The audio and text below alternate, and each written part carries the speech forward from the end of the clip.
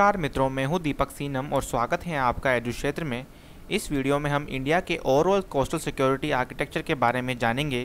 तटीय सुरक्षा यानी कि कोस्टल सिक्योरिटी के अर्थ को भी हम समझने की कोशिश करेंगे।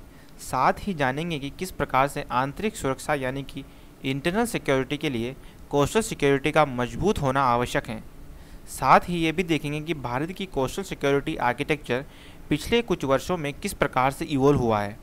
साथ ही हम ये भी जानने का प्रयास करेंगे कि भारत के कोस्टल सिक्योरिटी आर्किटेक्चर में अभी भी कौन सी खामियां हैं और भारत इन लूप होल्स को कैसे भर सकता है, ताकि 21वीं सदी के जटिल समुद्री वातावरण में आमने सामने आने वाली विविध चुनौतियों का प्रभावी ढंग से भारत सामना कर सके। मित्रों, भारत का टिपिकल समुद्री यानी कि मैरीटाइम चरित्र और इम्पोर्टेंट जियो स्ट्रेटेजिक लोकेशन ऐसे दो फैक्टर हैं जिन्होंने भारत का एक राष्ट्र के रूप में विकास और भारत को एक कॉस्मोपॉलिटन यानी कि महानगरीय सभ्यता के रूप में विकसित होने में बहुत ही महत्वपूर्ण भूमिका निभाई है। परंतु समुद्र क्षेत्र की यह निर्बाध यानी कि सीमलेस प्रकृति भारत के समक्ष काफ़ी सारे चुनौतियाँ और खतरे भी खड़े कर देती है। हाल ही के वर्षों में गैर पारंपरिक यानी कि नॉन ट्रेडिशनल खतरों में बढ़ोतरी देखने को मिली है, विशेष रूप से समुद्री आतंकवाद, जिसमें 26/11 का आतंकी हमला भी शामिल है, जिसके कारण कोस्टल और ऑफशोर सुरक्षा पर विशेष ध्यान देना इम्पोर्टेंट हो गया है। 26/11 से पहले भी सुरक्षा एजेंसियों भारत की सुरक्षा कमजोरियों भारत के लिए समुद्री खतरे से उत्पन्न करती रही हैं।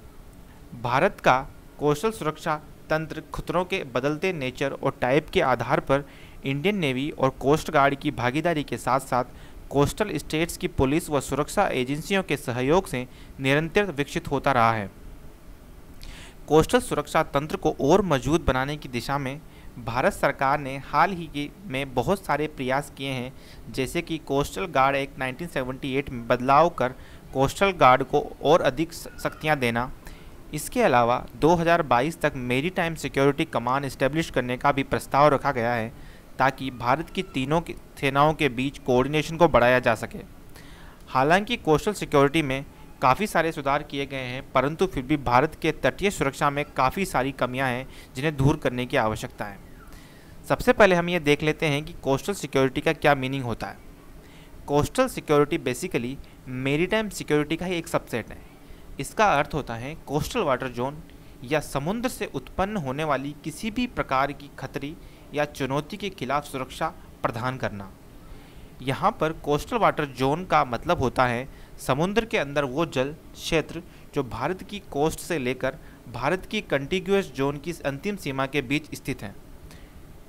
मित्रों, कोस्टल सिक्योरिटी अपने आप में एक वाइडर कॉन्सेप्ट है, जिसके अंदर मैरीटाइम बॉर्डर मैनेजमेंट, आइलैंड्स की सुरक्षा, कोस्टल एरियाज में शांति, स्थिरता और अच्छी व्यवस्था बनाए रखना और साथ ही भारत के कानूनों को लागू करना आदि शामिल है। केंद्र और राज्यों में स्थित मल्टीपल स्टेक होल्डर्स के बीच कोऑर्डिनेटेड एफर्ट्स के माध्यम से ही कोस्टल सिक्योरिटी सुनिश्चित की जा सकती है।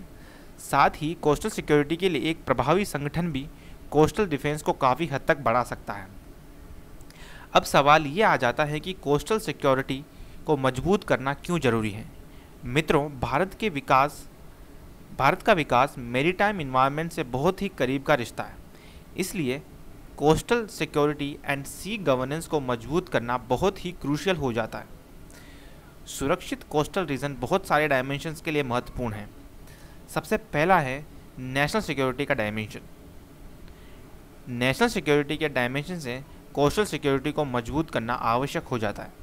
लैंड एरियाज में सिक्योरिटी मजबूत होने के कारण अब आतंकवादी और इल्लीगल माइग्रेंट समुद्र का रास्ता ले रहे हैं, जहां पर सिक्योरिटी में काफ़ी सारे लूप होल्स हैं और सुरक्षा एजेंसियों को धोखा देना ज़्यादा आसान है। अतः नेशनल सिक्योरिटी आर्किटेक्चर को सक्षम बनाने के लिए इन खामियों को दूर करना अनिवार्य हो जाता है। दूसरी चीज़ है भारत के काफ़ी सारे स्ट्रेटेजिक एसेट्स, जैसे कि naval base, nuclear power plants, satellite and missile launching vehicles या लॉन्चिंग पैड्स एंड पोर्ट्स आदि भी इंडियन की कोस्ट पर स्थित है। इन एसेट्स की आतंकवादियों से सुरक्षा के लिए कोस्टल सिक्योरिटी का मजबूत होना बहुत ही आवश्यक हो जाता है। साथ ही कोस्टल रीजन भारत के आर्थिक विकास में एक महत्वपूर्ण भूमिका निभाता है। इसलिए इस एरिया की सुरक्षा भारत के इंटरनेशनल ट्रेड की सुरक्षा से जुड़ा हुआ है।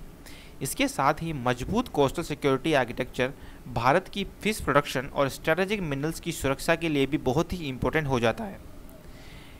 दूसरा सबसे बड़ा कारण है कोस्टल सिक्योरिटी से भारत के जियो स्ट्रैटेजिक लोकेशन या फिर जियो स्ट्रैटेजिक इंटरेस्ट भी बहुत ही क्लोजली लिंक्ड है। इंडियन ओशियन रीजन वर्तमान में ग्लोबल स्ट्रैटेजिक कंपटीशन का केंद्र बन चुका है, इसलिए कोस्टल सिक्योरिटी को मजबूत करना बहुत ही आवश्यक हो जाता है ताकि चीन द्वारा स्ट्रिंग ऑफ पर्ल्स की पॉलिसी के तहत भारत को इंडियन ओशन रीजन में घेरने के प्रयास को काउंटर किया जा सके। इसके साथ ही यदि भारत को इंडियन ओशन रीजन में नेट सिक्योरिटी प्रोवाइडर के रूप में उभरने के अपने सपने को साकार करना है तो कोस्टल सिक्योरिटी को मजबूत करना ही होगा। भारत के कोस्टल एरिया पहले से ही इन्वेजिव स्पीशीज के कारण environmental degradation, industrial pollution, sand mining और डेवलपमेंटल एक्टिविटीज़ के कारण संकट में है। इंडियन ओशन में बढ़ते सी लेवल के कारण आइलैंड्स के डूबने का खतरा आने वाले समय में क्लाइमेट रिफ्यूजीज के संकट को पैदा कर सकता है। अतः कोस्टल रिसोर्सेज का सतत प्रबंधन यानी कि सस्टेनेबल मैनेजमेंट इन रिसोर्सेज के इल्लीगल एक्सप्लॉयटेशन को कम करने, कोस्टल सर्विलांस यानी कि निगरानी को और इंटेलिजेंस गैदरिंग को मजबूत करना आदि अति आवश्यक हो जाता है। अब देख लेते हैं कि भारत का कोस्टल सिक्योरिटी आर्किटेक्चर पिछले 5 वर्षों में या फिर 5 डिकेड्स में कैसे इवॉल्व हुआ है।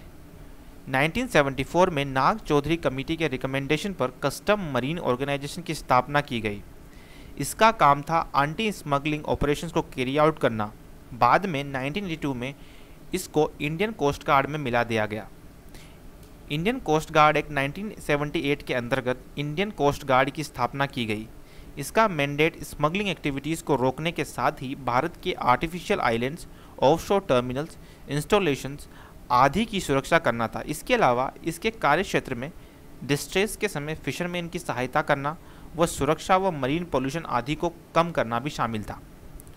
सन 2005 में कोस्टल सिक्योरिटी स्कीम लॉन्च की गई, जिसके लक्ष्य कोस्टल एरियाज़ में पेट्रोलिंग और सर्विलांस के लिए इंफ्रास्ट्रक्चर को मजबूत करना था। इस स्कीम के अंतर्गत 3 लेयर का सिक्योरिटी सिस्टम क्रिएट किया गया, जिसके तहत 12 नॉटिकल माइल्स तक कोस्टल स्टेट्स की पुलिस सुरक्षा को मैनेज करेगी। 12 नॉटिकल माइल से 200 नॉटिकल माइल्स तक की सुरक्षा इंडियन कोस्ट गार्ड को और 2200 नॉटिकल माइल्स के आगे की सुरक्षा इंडियन नेवी को सौंपी गई है। 26/11 के आतंकी हमले के बाद से ही भारत सरकार ने एक well defined coastal security architecture को डेवलप करने पर जोर दिया है। इसके अंतर्गत 2008 के बाद से ही मल्टी लेयर्ड सर्विलांस सिस्टम को मजबूत करने के लिए Indian navy, coast guard, marine police आदि के बीच कोऑर्डिनेशन एंड कोऑपरेशन को बढ़ावा दिया गया है। समुद्री इंटेलिजेंस को मजबूत करने के लिए इंटीग्रेटेड इंटेलिजेंस ग्रिड की स्थापना की गई। इसके साथ ही 2008 के बाद national command control communication intelligence network और information management and analysis centre की गुरुग्राम में स्थापना की गई ताकि सिंगल पॉइंट मैरीटाइम इंटेलिजेंस को जनरेट किया जा सके। जॉइंट फोर्सेस डॉक्ट्रिन 2017 के अंतर्गत मैरीटाइम थिएटर कमांड डेवलप करने की बात की गई है, जिसमें आर्मी, नेवी, एयरफोर्स और कोस्ट गार्ड के एसेट्स को इंटीग्रेट किया जाएगा। ये भारत की मिलिट्री पावर की ओवरऑल एफिशिएंसी को बढ़ा देगा और रिसोर्सेज के ऑप्टिमम उपयोग को भी सुनिश्चित करेगा। इसके अलावा Bharat inter agency maritime exercises जैसे कि सागर कवच, सी विजिल, ट्रोपिक्स आदि को भी रेगुलरली कंडक्ट करवाता रहा है। साथ ही भारत इंडियन ओशन रीजन से टच होने वाले देशों के साथ मैरीटाइम सिक्योरिटी एंगेजमेंट को बढ़ा रहा है ताकि इंडियन ओशन में भारत की सुरक्षा को इंश्योर किया जा सके। इसके लिए Bharat Indian ocean naval symposium, bilateral exercise आदि का उपयोग कर रहा है। पिछले 1 दशक में भारत की कोस्टल सिक्योरिटी काफ़ी स्तर तक मजबूत हुई हैं, परंतु अभी भी काफ़ी सारे लूप होल्स इसमें मौजूद हैं, जिसके कारण ओवरऑल पिक्चर सेटिस्फैक्टरी नहीं है। इसमें प्रमुख कारण हैं: पहला, स्टेट गवर्नमेंट का ढीला रवैया। ज़्यादातर राज्यों के द्वारा कोस्टल पुलिस स्टेशन के कंस्ट्रक्शन में देरी करना और साथ ही कोस्टल सुरक्षा के लिए लिमिटेड पर्सनल अलॉटमेंट के कारण कोस्टल सिक्योरिटी आर्किटेक्चर के फुल प्रूफ डेवलपमेंट में समस्या उत्पन्न हो रही है। सेकेंड रीज़न है कोस्टल सुरक्षा के लिए मल्टीपल एजेंसीज का होना। वर्तमान में कोस्टल सिक्योरिटी के काम में करीब 15 एजेंसियां इन्वॉल्व हैं, जिसके कारण बहुत सारी समस्याएं बनी रहती हैं, जैसे कि रिसोर्सेज का inadequate utilisation, duplication of the efforts आदि। इसके अलावा मल्टीपल एजेंसीज होने के कारण विभिन्न संस्थाओं के कार्य क्षेत्र में एम्बिग्यूटी बनी रहती है। नेक्स्ट कारण है आतंकवाद पर अधिक ध्यान देने के कारण बहुत सारे नॉन ट्रेडिशनल चैलेंजेस जैसे कि human trafficking, illegal fishing, climate change के कारण उत्पन्न समस्याएं, पायरेसी, मैरीटाइम पॉल्यूशन आदि पर कम फोकस किया जा रहा है। आखिरी कारण है अभी भी काफ़ी सारी सिक्योरिटी वेसल्स के ऊपर लेटेस्ट टेक्नोलॉजिकल सिस्टम्स को इंस्टॉल नहीं किया गया है। कोस्टल सिक्योरिटी आर्किटेक्चर के इन सारे लूप होल्स को भरने के लिए काफ़ी सारे कदम उठाने की आवश्यकता है। सर्वप्रथम एक कोस्टल सिक्योरिटी बिल के माध्यम से कोस्टल सिक्योरिटी से संबंधित government department, port trust, state maritime board, non major ports and private terminal operator और अन्य स्टेक होल्डर्स की स्टैट्यूटरी ड्यूटीज़ को क्लियरली परिभाषित करना होगा। दूसरा, कोस्टल एरिया की बेहतर इंटेलिजेंस के लिए सर्विलांस सिस्टम को और अधिक मजबूत करना होगा। इसके लिए ऑटोमेटिक आइडेंटिफिकेशन सिस्टम की टेक्नोलॉजी के उपयोग को बढ़ावा देना होगा। तीसरा, इंडियन कोस्ट गार्ड को एडवांस सिक्योरिटी गैजेट्स और पर्याप्त लीगल पावर देकर मजबूत करना होगा। चौथा, टेरिटोरियल वाटर्स की बेहतर सिक्योरिटी के लिए स्टेट मरीन पुलिस के विकल्प के तौर पर सेंट्रल मरीन पुलिस फोर्स को क्रिएट करना होगा। पांचवा, कोस्टल सिक्योरिटी आर्किटेक्चर में समुद्र तट क्षेत्र में रहने वाली कम्युनिटीज़ जैसे कि फिशरमैन आदि को सम्मिलित कर उनका साथ कोस्टल सिक्योरिटी को सुदृढ़ करने में एक महत्वपूर्ण भूमिका निभा सकता है। सबसे आखिरी, भारत दूसरे राष्ट्र जैसे कि इजराइल, यूएस, ऑस्ट्रेलिया आदि के कोस्टल सिक्योरिटी प्रैक्टिसेस की अडॉप्ट कर सकता है, जो उन्होंने बेस्ट प्रैक्टिसेस के रूप में उभर के आई हैं। अंत में यही कहकर समाप्त करना चाहूँगा कि कोस्टल सिक्योरिटी भारत के आर्थिक विकास और संपन्नता में एक मेजर रोल प्ले करती हैं। साथ ही ये भारत के जियो स्ट्रैटेजिक गोल्स को अचीव करने के लिए भी अहम है। इसलिए कोस्टल सिक्योरिटी अपरेटस को रेगुलरली समय की मांग के हिसाब से अपडेट करता रहना होगा।